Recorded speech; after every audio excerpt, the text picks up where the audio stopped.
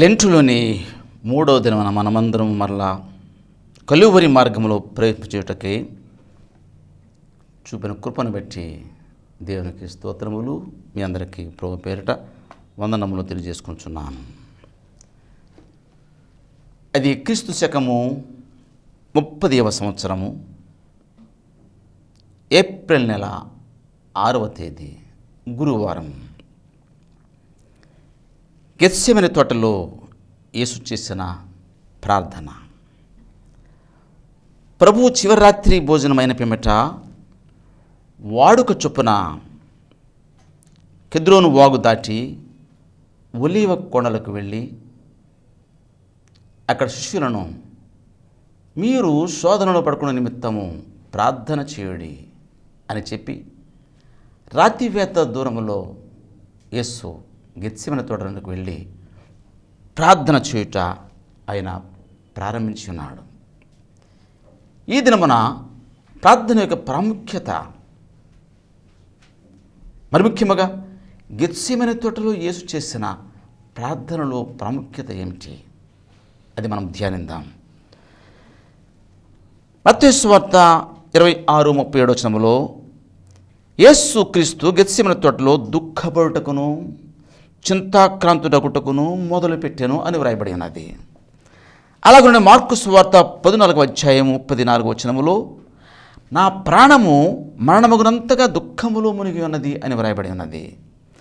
లూకా సువార్త 22:44 వచనములో మరింత ఆతృతగా ఆయన ప్రార్థన చేయగా ఆయన చెమట నేల పడుచున్న గొప్ప రక్త బిందువుల వలె ఆయను అని వ్రాయబడి ఉన్నది.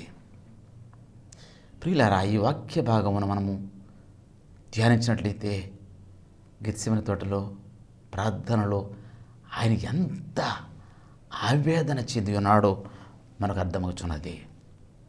అయితే ఈ దినములలో అనేక మంది ఏమంటున్నారంటే యేసుక్రీస్తు దేవుని కుమారుడు కదా, ఆయనే దేవుడు కదా, ఆయన మరి భూమి మీదకు రావడం దేనికి, అతి భయంకరమైనటువంటి వేదన, శోధన, సిలువ మరణశిక్ష పొందడం దేనికి, ఇదంతా ఎందుకు, దేవుడే ఆకాశమునకు వచ్చి మీ పాపములు క్షమించబడి ఉన్నవి అని చెప్పి మనందరినీ కూడా మరి పరలోక రాజ్యంలోకి తీసుకుని పోవచ్చు కదా. దేవుడు లోకమును ఎంతో ప్రేమించను అని వ్రాయబడి ఉన్నది కదా. అయితే మనిషి మారు మనసు పొందాలంటే గమనించండి, అతడు ఒక ప్రిన్సిపల్ గారి కుమారుడు అనుకోండి, కష్టపడి పరీక్ష రాయకుండానే వాడు మరి పాస్ కాడు కదా. అలాగనే మనం పరలోక రాజ్యములో ప్రవేశింపాలంటే మనము మార్పు చెందిన వారమై పరిశుద్ధమైన మనసుతో దేవుని రాజ్యంలో మనం ప్రవేశింపగలం.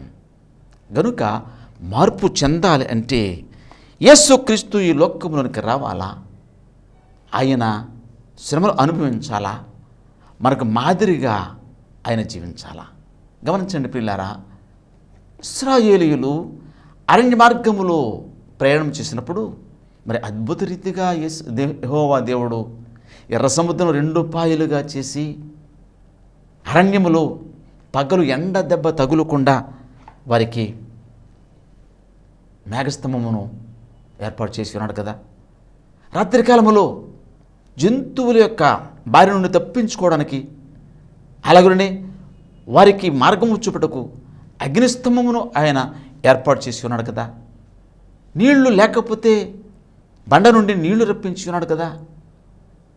ఆహారం లేకపోతే ఆకాశం నుండి మన్నాను కురిపించాడు కదా. మాంసాహారం కావాలి అంటే మరి పూరేళ్లను కురిపించాడు కదా. అయినను వారి హృదయంలో మార్పు లేదు. యెహోవా దేవుని పైనను మోషే పైనను వారు సణుగుకొన్నారు.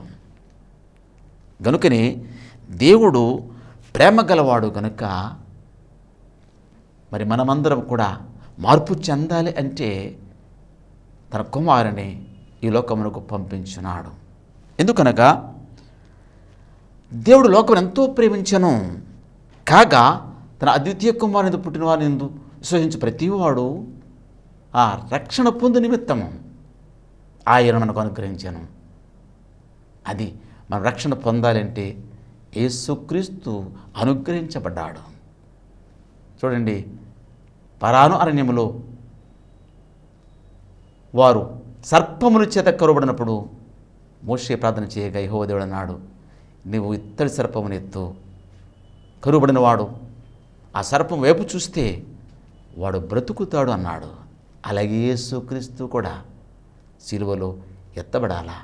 ఆ ఎత్తబడిన యేసును చూస్తేనే కానీ మనలో మారు మనసు రాదు. ఇది ఇంకనూ మనకు బాగా అర్థం కావాలంటే చిన్న ఉపమానం చెప్పాలని నేను ఆశపడుచున్నాను. ఒక యజమానునికి 100 గొర్రెలు ఉన్నవి. ఆ గొర్రెలను కాయుటకు ఒక గొర్రెల కాపరిని అతడు ఏర్పాటు చేసుకుని ఉన్నాడు. అనుదినము ఆ గొర్రెలు పొలంలోనికి, కొండలలోనికి తీసుకుని పోబడి మేపబడి సాయంకాలము తిరిగి తీసుకొని రాబడుతున్నాయి. ఇదంతా కూడా ఆ గొర్రెల కాపరి చేసే ఒక ఉద్యోగం మాత్రమే. ఒక దినమున ఒక గొర్రె కనబడలేదు, అనగా తక్కువైనది. యజమానులు లెక్క వేసుకోగా ఆ కాపరిని అడిగాడు, ఏమయ్యా 100వ గొర్రె ఏది అని అడిగాడు. అయ్యా, ఆ గొర్రె కొండ మీదకి వెళ్ళిపోయింది, పొదలలో అది చిక్కుకుని పోయింది, మరి నువ్వు ఎందుకు తీసుకుని రాలా? అయ్యా, అక్కడ క్రూరమృగములు ఉంటాయి, తోడేళ్ళు ఉన్నవి, కానీ నేను అక్కడికి వెళ్ళలేను, అవి నన్ను చంపేస్తాయి అన్నాడు. అతడు కాపరి కనుక తన ప్రాణం పెట్టుటకు అతడు ఇష్టపడలేదు. జీతగాడే కదా. అయితే యజమానుడైతే ఆ గొర్రెపై గల ప్రేమను బట్టి కొండపైకి వెళ్ళాడు. పొదలలో చిక్కుకుని పోయిన ఆ గొర్రెను తప్పించాడు. అయితే ఆ గొర్రె ఆ యజమానుని వైపు చూచినది. అయితే ఇతడెవడో క్రొత్త వ్యక్తి అనుకున్నది. ఆయన ముఖము చూడలేక పారిపోతున్నది. ఏం చేయాలి యజమానుడు? విడిచిపెట్టేస్తే క్రూర మృగములు ఆ గొర్రెను చంపేస్తాయి. కనుక తన ప్రాణం పెట్టైనను ఆ గొర్రెను రక్షించుకోవాలని గొర్రె బొచ్చు కప్పుకొని మోకాళ్ళ మీద నడుచుచూ గొర్రెవలే మోచేతుల మీద నడుస్తూ గొర్రెవలే అరుస్తూ ముందుకు సాగుతూ ఉన్నాడు. ఎప్పుడైతే ఈ అరుపును విన్నదో ఆ గొర్రె వెనుకకు తిరుగు చూడగా ఒక పెద్ద గొర్రె వలె కనబడనేది. ఓహో, ఇది నా జాతి గొర్రె అనుకున్నది. గనుక పారిపోయే ఆ గొర్రె ఈ పెద్ద గొర్రెను వెంబడించినదండి. ఈ గొర్రె వేషంలో ఉన్న ఆ యజమానుడు మోకాళ్ళ మీద నడుస్తూ ఉన్నాడండి. మోచేతుల మీద నడుస్తున్నాడు. మోచేతులలో మోకాళ్ళలో రాళ్ళు గుచ్చుకుని పోతున్నాయి, ముళ్ళు గుచ్చుకుని పోతున్నాయి, రక్తము కారిపోతున్నది. పొదలలో నుండి ఆయన దూరి వచ్చినప్పుడు ఆ ముళ్ళు తలకు తగిలి రక్తము కారిపోతున్నది. ఇది భరించలేక ఒకవేళ ఆ యజమానుడు లేచి నిలబడినట్లయితే ఆ గొర్రె పారిపోద్ది. అందుకని ఎంత శ్రమ అయినా, దేహములో ఉన్న రక్తమంతయు కూడా కారిపోయినా అలాగున ఆ యజమానుడు మోకాళ్ళ మీద నడుస్తూనే ఉన్నాడు. ఎంతవరకు? ఆ గొర్రెను ఆ దుడిలో పెట్టు పర్యంతము. ఆ గొర్రె దుడులు పెట్టిన తర్వాత అప్పుడు ఈ యజమానుడు లేచి నిలబడ్డాడు. ప్రియులారా, గమనించారా? ఆ గొర్రెను రక్షించుటకు ఆ యజమానుడు ఎటువంటి శ్రమ పడ్డాడు. కాపరులైతే వారి జీతగాళ్ళు మాత్రమే. యెహెజ్కేలు 34వ అధ్యాయము 2వ వచనంలో ఇలా రాయబడినది, ఇశ్రాయేలు కాపరులకు శ్రమ, వారు గొర్రెలను మేపవలను కదా, వారు క్రొవ్విన గొర్రెలను వధించి క్రొవ్వును తిని బొచ్చును కప్పుకొందురు, కానీ గొర్రెలను మేపరు.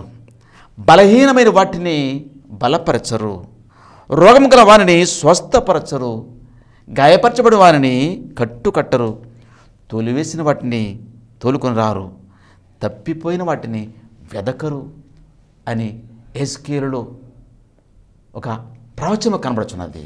నిజమే కదా? యేసుక్రీస్తు అయితే గొర్రెనమైన మనలను రక్షించుటకు గొర్రెవలే ఆయన ఈ లోకమును ప్రవేశించున్నాడు. అందుకని లోక పాపములను మోసుకొని పోవు దేవుని గొర్రె పిల్ల, మంచి కాపరి. అర్థమైందండి? అందుకొరకే యెహోవా దేవుడు తన కుమారుని ఈ లోకమునకు పంపించున్నాడు. ఇది దేవుడు మనపై చూపిన ప్రేమ. ఆ ప్రేమ ఉంటేనే కానీ రక్షించబడం. అందుకని దేవుడు లోకమును ఎంతో ప్రేమించెను అని వ్రాయబడి ఉన్నది. అయితే ఈ ప్రార్థనలో ఆయన చెమట రక్త బిందువులుగా మారినంతగా శ్రమపడెను అని వ్రాయబడినది. ఎందుకంటే ప్రియులారా గమనించండి, రేపటి దినమున అనగా 7వ తేదీ శుక్రవారం దినమున జరగబోయే అతి భయంకరమైన శోధన, వేదన, అవమానము, హింస, కొరడా దెబ్బలు, ముండ్ల కిరీటము, వెంట్రుకలు పెరికివేస్తారు, తన్నుతారు, సంకెళ్ళు వేస్తారు, సులువు మీద పరుండబెట్టి మేకులు కొడతారు, లేపి కొండ మీద వేలాడదీస్తారు. తలుసుకుంటే ఎంత భయంకరమైన వేదన! అది గుర్తు చేసుకుంటేనే ఎంత భయంకరము. అందుకనే తండ్రి, నీ చిత్తమైతే ఈ గిన్నెను నా యొద్ద నుండి తొలగించము. వేదన. మానవ శరీరమును ధరించిన వాడు గనుక అనుభవించలేక జ్ఞాపకం చేసుకుని ఆయన పొందుతున్న వేదన. గమనించండి, ఒక వ్యక్తి అడవిలో ప్రయాణమై వస్తున్నాడు. ఒక పెద్ద పులి అతను తరుముకుంటూ వస్తుంది. ఆ అడవి వెలుపల ఒక విమానం ఆగి ఉంది. విమానం ఆగి ఉన్నది కదా అని అతడు పరుగు పరుగున విమానం యొద్దకు వస్తున్నాడండి. వెనుక పెద్ద పులి తరుముకుంటూ వస్తుంది. విమానం సమీపించాడు. పెద్ద పులి తరుముకుంటూ వస్తుంది. సరిగా ఆ వ్యక్తి విమానము దగ్గరికి వచ్చేటప్పటికి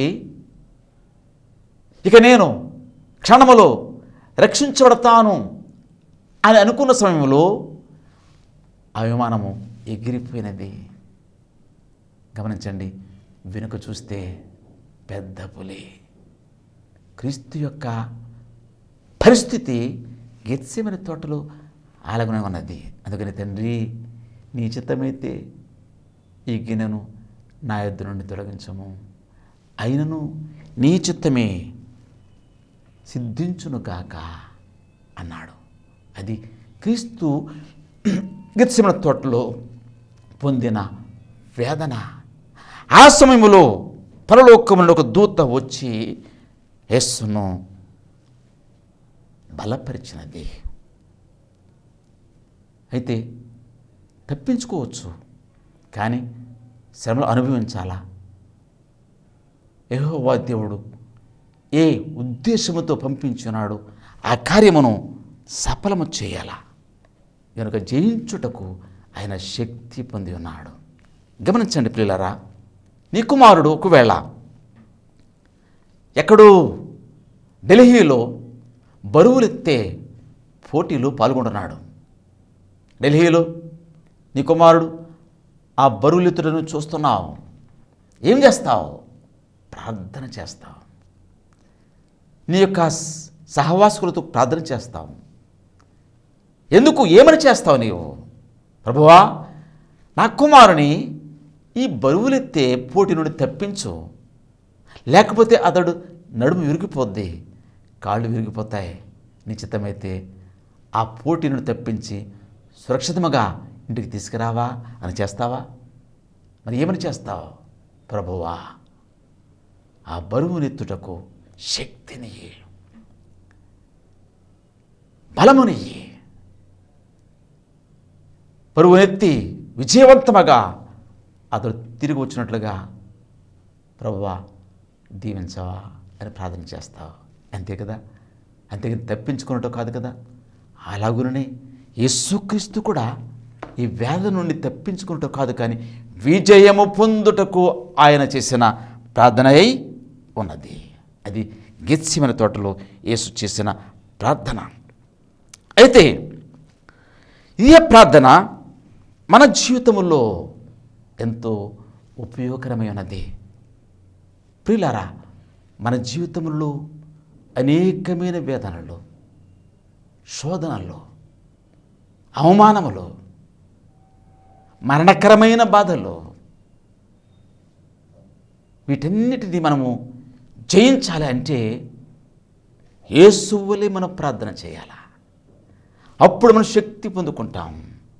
ఎవరో చేసిన ప్రార్థన బట్టి కాదు. ఈ దినం అనేక మంది వారు స్పాన్సర్ చేసి, అయ్యా మా కొరకు ప్రార్థన చేయండి, అయ్యా మా కుటుంబంలో ఇన్ని సమస్యలు, మా కొరకు ప్రార్థన చేయండి అంటున్నారు, కానీ వారికి వారుగా ప్రార్థన చేయడం లేదు. గనుక యేసువలే మనం ప్రార్థన చేసినట్లయితే ఎలాంటి సమస్య అయినను, ఎలాంటి శోధన అయినను మనము జయించగలము.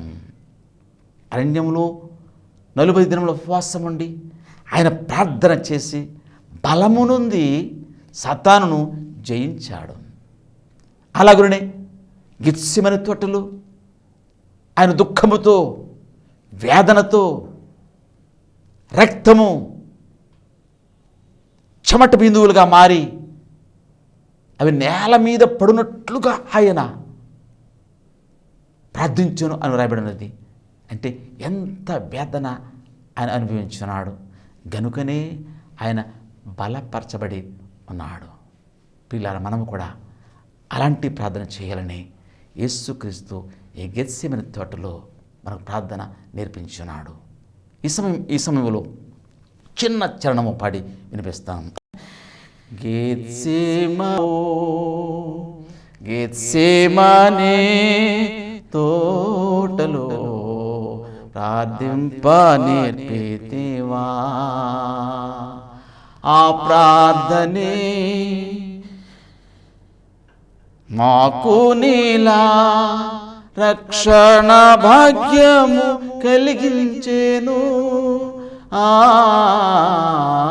గెత్సేమనే తోటలో ప్రార్థింప నేర్పితివా, ప్రార్థింప నేర్పితివా. అందుకే యేసుక్రీస్తు మన శిష్యులతో మీరు శోధనలో పడకుండా నిమిత్తము ప్రార్థన చేయుడి అని ముమ్మారు ఆయన హెచ్చరించున్నాడు. అయినను వారు నిద్రమత్తులై ప్రార్థన చేయలేకపోయారు. గనుకనే గెత్సేమనే తోటలో క్రీస్తు పట్టబడినప్పుడు వారు విజయవంతముగా విశ్వాసముతో నిలబడలేకపోయారు. పేతురైతే చిన్న కత్తి తీసి మలుకు చెవిని తెగ నరికాడు. ఎందుకంటే అతనిలో ప్రార్థనా శక్తి లేదు. అయితే మనము ఆ ప్రార్థన శక్తితో ఎలాంటి శోధనను జయించగలము అని యేసు ప్రార్థన ద్వారా మనం నేర్చుకోగలుగుతున్నాం. ప్రియులారా, గెత్సేమనే తోట ఇది ఒలీవ కొండలలో ఉన్నది. ఆ తోట అరిమతయి యేసు యొక్క తోట ఉన్నది. ఆ తోటలో యేసు ప్రార్థన చేస్తున్నాడు. గెత్సేమనే తోట అనగా గానుగ అని అర్థం. అంటే ఒలీవ కాయలు ఆ గానుగల్లో వేసి నలుగు కొట్టి దాని నుండి నూనె తీస్తారు. దానికి సాదృశ్యముగా యేసుక్రీస్తు ఈ గెత్సేమనే తోటలో ఆయన నలుగ కొట్టబడి వేదనతో చివరికి సాతానును జయించి ఆయన రేపటి దినమున అనుభవించబోయే ఈ మరణకరమైన వేదన, హింస, శోధన, కొరడాలతో కొట్టబడినను ఆయన సిద్ధముగా బలపరచబడి ఉన్నాడు. అయితే ఆదాం ఏదెను తోటలో ఆయన ఓడిపోయాడు. అయితే యేసుక్రీస్తు గెత్సేమనే తోటలో ఆయన ప్రార్థించుట ద్వారా విజయాన్ని ఆయన సాధించి ఉన్నాడు. ఏదెను తోటలో ఆదాము ఓడిపోయాడు, గెత్సేమనే తోటలో యేసుక్రీస్తు విజయాన్ని పొందాడు. ప్రియులారా, మనము కూడా యేసు చేసిన ప్రార్థనలో మనం పాల్గొనాలా. అలాంటి ప్రార్థన చేసినట్లయితే మరణకరమైన వేదనను మనము జయించగలము. ఇలాగున యేసుక్రీస్తు ప్రార్థించుట చాలించిన తరువాత తన శిష్యుల వద్దకు వచ్చి అంటున్నాడు, ఇదిగో మనుష్య కుమారుడు పాపుల చేతికి ఒప్పగించబడుచు ఉన్నాడు. లెండి మనం వెళ్ళుదాము. ఇదిగో నన్ను ఒప్పగించేవాడు సమీపముగా ఉన్నాడు అని చెప్పాను.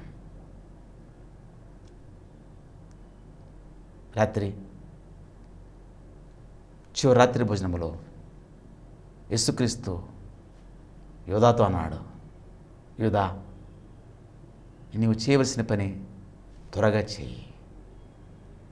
ఎవడు వాడు? యోధా ప్రధాన యాజకులతో కలిసి అతడు ఒక ప్రణాళికను సిద్ధపరచుకొని రాత్రికాల సమయమందు యేసును పట్టి ఇచ్చుటకై సైనికులతో, భటులతో, పెద్దల సైనికులతో గుంపుగా గెత్సేమనే తోటలోనికి అతడు ప్రవేశించున్నాడు. అందుకని యేసున్నాడు, నన్ను ఒప్పగించున్నవాడు సమీపంగానే ఉన్నాడు. ఎవరు ఆ అప్పగించేవాడు? ఎలాగున ఒప్పగించి ఉన్నాడు అనే అంశమును దేవుని చిత్తమైతే రేపు ధ్యానించుకుందాము. ప్రభువు మిమ్మును దీవించునుగాక. ఆమేన్.